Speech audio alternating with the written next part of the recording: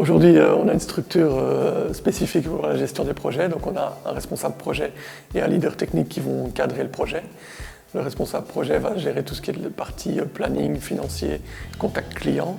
Le leader technique va gérer toute la partie qualité des développements, qualité de ce qu'on va fournir aux clients dans la technologie.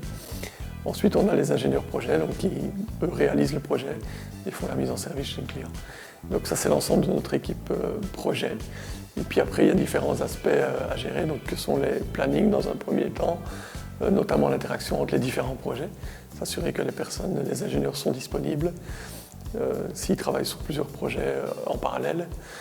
Donc ça, c'est un des aspects très importants aujourd'hui, en tout cas quand les projets sont volumineux.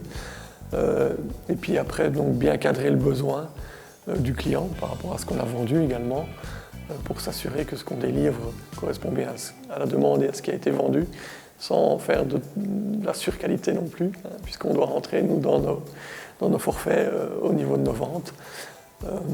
Et puis alors après, il y a vraiment tout un suivi du projet, enfin au fil du projet, avec différentes phases. Donc il y a généralement des phases d'études, puis des phases de développement où on va mettre en pratique l'étude qu'on a réalisée. Puis il y a des phases de test interne, où là on va s'assurer que ce qui a été réalisé fonctionne convenablement.